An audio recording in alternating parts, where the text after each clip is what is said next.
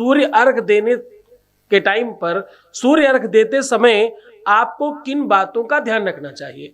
सूर्यार्घ करने से आपके जीवन में यश बढ़ता है, सूर्यार्घ देने से आपकी आंखों की रोशनी बढ़ती है, सूर्यार्घ देने से आपके ऊपर पितरों का आशीर्वाद बढ़ता है। सूर्यार्घ अगर आप रेगुलर, निरंतर, बार बार करते हैं, अपने जीवन में सूर्यार्घ को स्थान देते हैं, तो ऐसी परिस्थिति में आपके पितर, आपके पूर्वज आपसे प्रसन्न होते हैं। देवऋण, पितृण, मातृण और वंश ऋण से आप मुक्त होते हैं। आपका यश बढ़ता है, चेहरे की लालिमा बढ़ती है, आपकी सौंदर्यता बढ़ती है और शरीर में रोग प्रतिरोधक क्षमता बढ़ती है। Vitamin C, vitamin D, 12A, इस प्रकार की 27 विटामिन आपके शरीर में अपने आप उनकी आपूर्ति हो जाती है अगर आप सूर्यार्घ सही तरीके से देते हैं। दुनिया में बहुत बड़ी संख्या में सूर्यार्घ लोग गलत तरीके से देते हैं। सूर्यार्घ का असली और वास्तविक तरीका बहुत सारे लोगों को नहीं पता है। बहुत सारे लोग क्या करते हैं कि सूर्यार्घ देते समय तुलसी के पौधे पर जाकर सूर्यार्घ देते हैं। कुछ लोग क्या करते हैं कि किसी जल में जाकर के सूर्यार्घ देते हैं। कुछ लोग किसी गमले में जाकर सूर्यार्घ देते हैं। कुछ लोग बालकनी में खड़े होकर नीचे पानी गिरा देते हैं ताकि उनके ऊपर ना गिरे। सूर्यार्घ बहुत अलग अलग तरीके से लोग देते हैं और ये सब नियम बिल्कुल ठीक नहीं है। सूर्यार्घ कुछ लोग लोटे से, कुछ लोग कटोरी से, कुछ लोग ग्लास से देते हैं। सबसे पहले तो सूर्यार्घ देने के लिए आपका बर्तन गोल होना चाहिए, सूर्य की तरह। सूर्यार्घ देते समय आपके हाथ में जो बर्तन हो वो नीचे से गोल होना चाहिए, पृथ्वी या सूर्य की गोलाई के आकार में।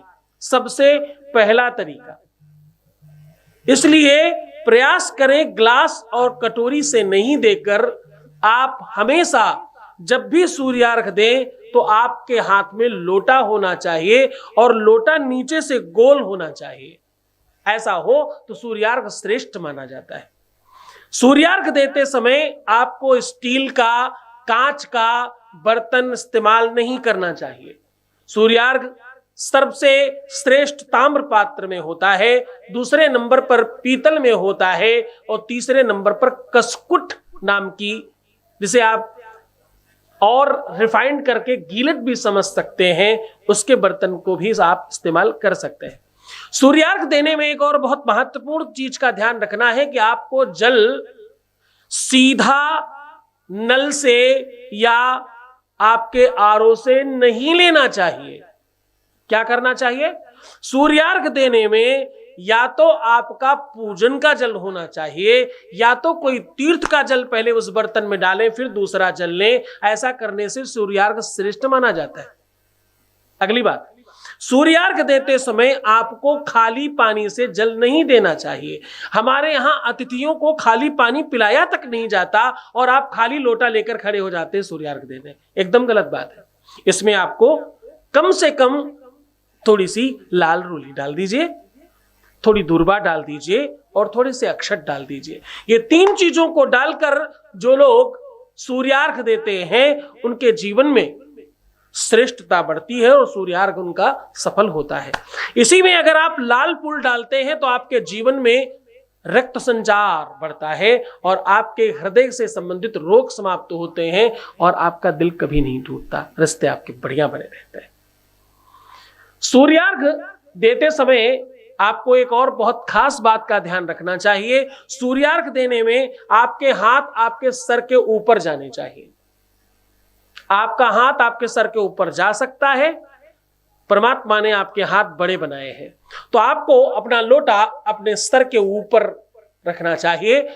आपकी लोटे से निकलती हुई धार आपकी हाइट से कम नहीं होनी चाहिए। दूसरा नियम। तीसरा नियम कि उस धार और सूर्य की किरणें आपस में एक दूसरे के सन्मुख होनी चाहिए, यानी सूर्य की किरण उस धार से होते हुए तुम्हारे ऊपर पड़ना चाहिए। ये दूसरा नियम है इसका। सूर्य की किरणें जब उस धार से होकर आप पर पड़ती हैं तो आपकी कांति और उत्कृष्ट होती है।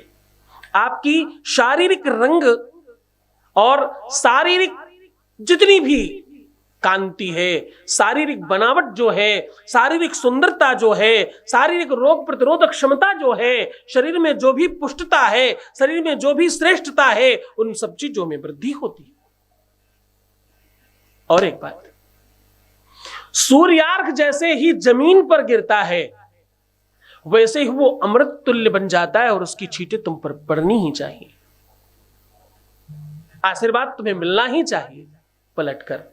चुकी ददाती प्रतिगृहणाती नान्यथै सा प्रसीदति।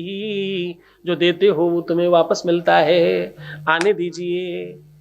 सूर्यार्घ की वो छींटे आपके ऊपर गिरने दीजिए। हां, इस बात का ध्यान रखिए कि वो जल कहीं नाली में ना जा रहा हो।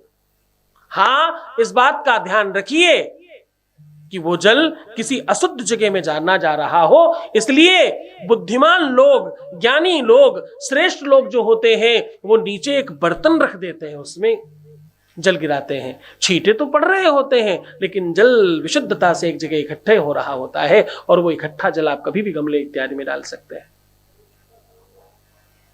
सूर्यार्घ देते समय भगवान भास्कर को नमन करना चाहिए।